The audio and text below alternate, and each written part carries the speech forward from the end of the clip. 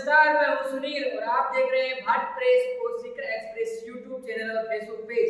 जैसे कि आपको पता है कि विधानसभा में 2023 के चुनाव इस बार बहुत ही बेहतरीन होने वाले हैं। आज मेरे साथ में है अजय जी और मधुकर जी।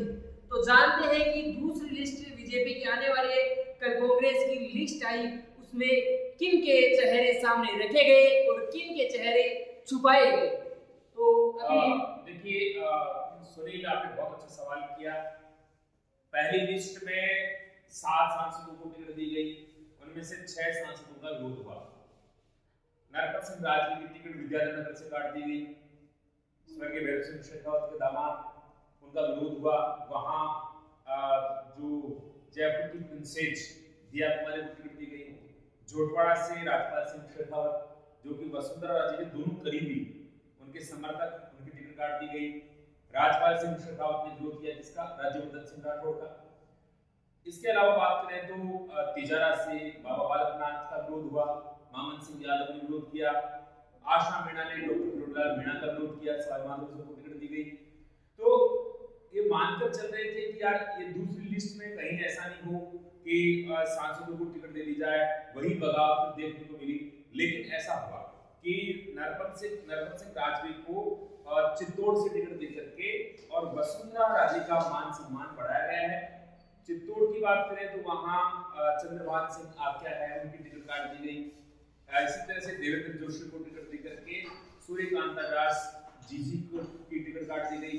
तो यहाँ पर कह सकते हैं कि जो राजे के जो समर्थक है उनका बड़ा मान सम्मान हुआ। पहले ही माना जा रहा था कि राजे को किनारे किया जा रहा है।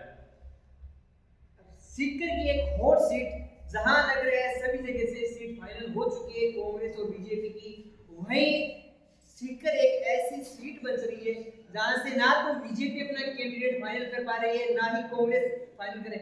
आपको क्या लगता है इस पे किसका पलड़ा भारी रहेगा इस बार? देखिए, सीकर की सीट की बात करें तो यहाँ पर जो प्रमुख दावेदार है उनमें से रतनलाल जलधारी, वैद शर्मा, ताराचंद घायल और एक नाम है पवन जोशी। ये 4 जो है प्रबल दावेदार इसमें थे और चर्चा ये चल रही थी कि पवन जोशी, पिछले एक सप्ताह से चर्चा चल रही थी कि पवन जोशी को टिकट मिल सकती है। तो इसके विरोध में महेश शर्मा, ताराचंद घायल और अन्य जो प्रत्याशी है वो लामबंद हो गए। और कल चर्चा ये चली कि जो राज्यसभा के जो मेंबर है घनश्याम तिवारी, तो 1980 और 85 से यहीं से चुनाव लड़ करके वो विधानसभा में गए थे और वे वर्तमान में राज्यसभा के सदस्य हैं। उनकी चर्चा चली कि भाई इनका विवाद खत्म करने के लिए न तो पवन जोशी को टिकट दी जाए, न महेश शर्मा को टिकट दी जाए, बल्कि इन दोनों को छोड़ करके और घनश्याम तिवारी को टिकट दे दी जाए। या ये भी हो सकता है कि किसी महिला को टिकट दे दी जाए ताकि इनका झगड़ा खत्म हो जाए। इसलिए सीकर की और खंडेला की टिकट रुकी हुई है। खंडेला में जहाँ जो केंद्रीय नेतृत्व है, जिसको हम आला कमान कहते हैं, केंद्रीय नेतृत्व की इच्छा है कि वहां पर सीकर के सांसद स्वामी सुंदरानंद सरस्वती को उतारा जाए। हालांकि वहां पर श्रीधर बाजिया प्रबल दावेदार है। खंडेला से सुभानंद जी महाराज को उतारने का कहीं ये रीजन ना हो कि वहां से मेन टिकट लेने का, एक पद लेने का हो, ऐसा कोई सीन लग रहा है? जैसे परिवर्तन एक बोलते, जैसे चूरू में देखिए, चूरू में राजेंद्र राठौड़ को जहां से उनका गढ़ था वहां से टिकट ना मिलके उनको तारानगर शिफ्ट कर दिया गया।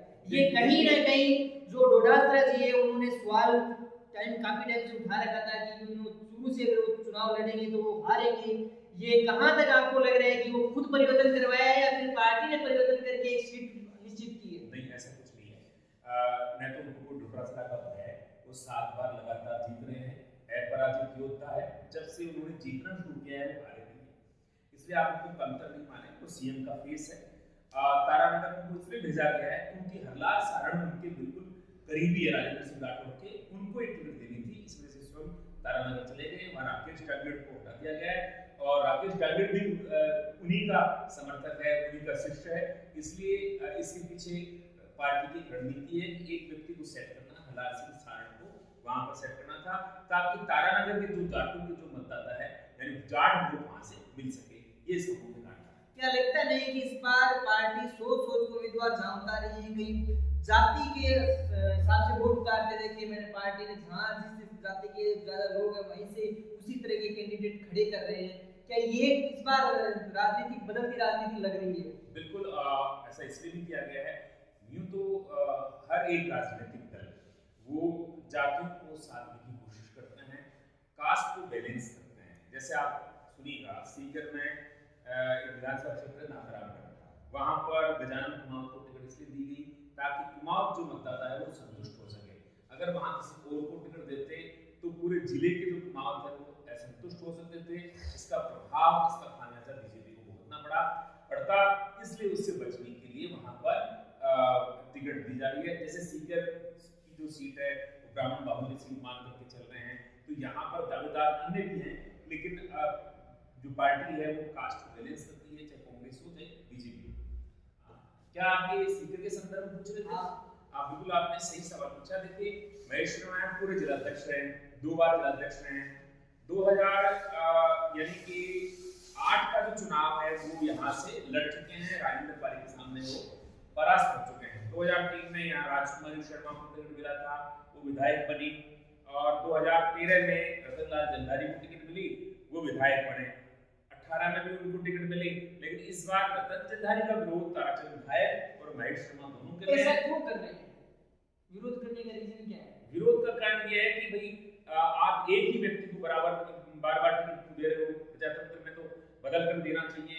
हम भी दावेदार हैं, हमने भी काम किया है, तो इसके पीछे एक लॉजिक होता है कि भाई परिवर्तन होना चाहिए।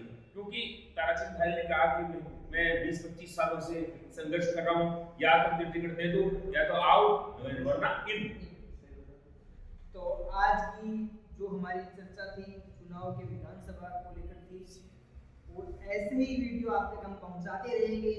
आप जुड़े रहे भारत प्रेस और सीकर एक्सप्रेस यूट्यूब चैनल और फेसबुक पेज से। अभी देते हैं हमारी वाणी को विराम, मिलते हैं नेक्स्ट एपिसोड के साथ।